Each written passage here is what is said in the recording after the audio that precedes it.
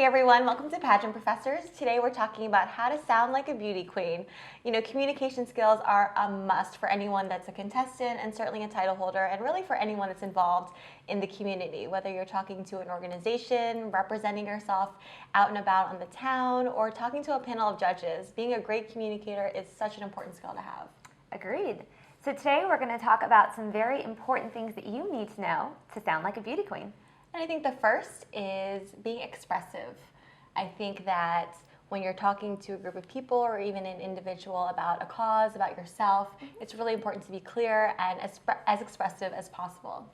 Yeah, I agree. Excitement is contagious. So if you are talking about your organization or promoting yourself, I think if you're very expressive and excited and enthusiastic about what you're talking about, it's really going to cause people to listen up and take heart to your message. Yeah, I agree. And I think that if you are out and about in the community and people really like your vibe and they really want you to, be successful, I think they'll invite you to more events and really want to root for you. Agreed. I think another great piece of advice that we have is really learning to love your voice. Before Pageant Professors, I never knew what my voice sounded like. You hear yourself, but you don't really hear yourself. Yeah. So I think really learning to love your voice, I sound way more squeaky than I ever thought I did. And I thought that I was very high-pitched, and I'm actually not so much. Yeah, it's just one of those things. But I think really learning to love your voice, the qualities about it, squeaky, or if it's not squeaky, or what have you. But learning to appreciate it, because the most important thing I think is sounding sincere. It's not about if you sound like a supermodel or if you sound, like an adult or like a child, whatever it is.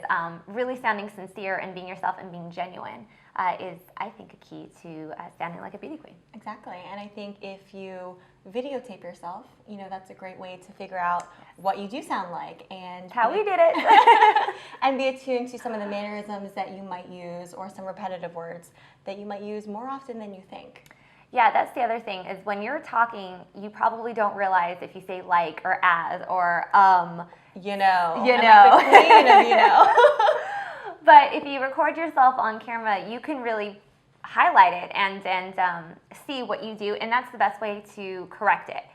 If you know what's happening, and if you know the habits that you have that you don't really like, that is your opportunity to straighten them out. I agree. I mean, filming for the Pageant Professors website has definitely made me more aware of some of the mannerisms that I use and the words that I use a lot. Yeah, every week I'm like, oh, I can't do that next time. Exactly. But you live and you learn, and I think that's the best thing about video.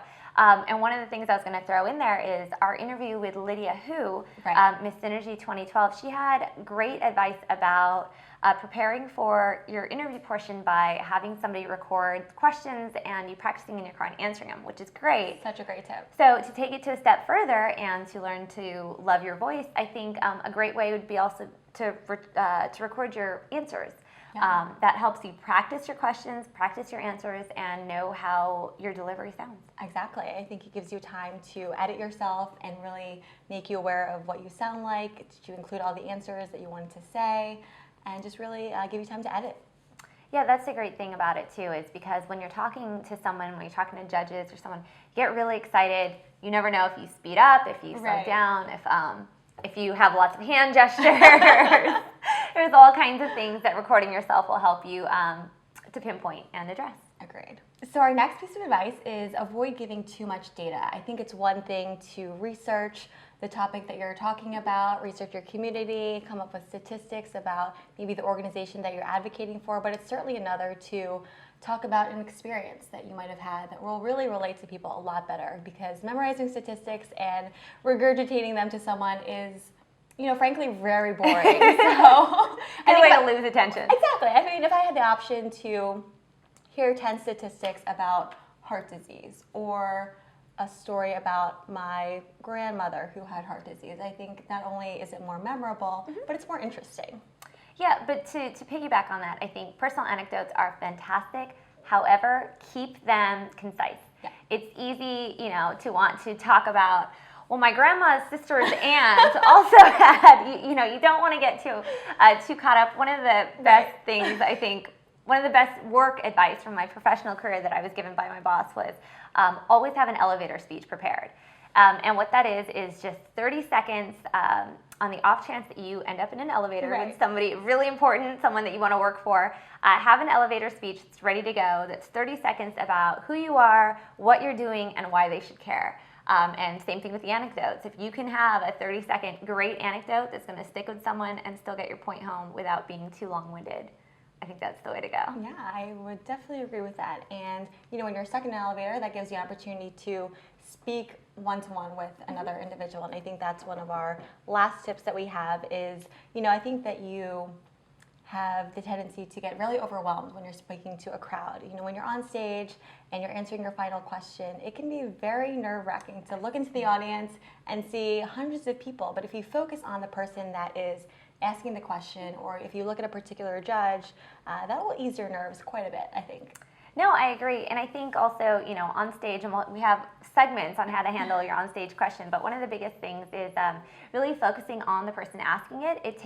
I think it makes it a little less intimidating if it feels like you're having a one-on-one conversation with the person asking the question rather than having to present your thoughts and your ideals in 30 seconds to the entire, hundreds of people, or if you're on national television in the world. So I agree. So that was, our best piece of advice for sounding like a beauty queen. If you have your own experiences, horror stories, or just general comments, definitely leave them in the comment box below. Did you know that there are some really common mistakes that girls make during the evening gown portion of their competition? Click on the link in the description below and you'll be taken to our website for a free 30-minute long training course. By the end of it, you'll learn how to avoid these common mistakes and master the evening gown portion of your competition today.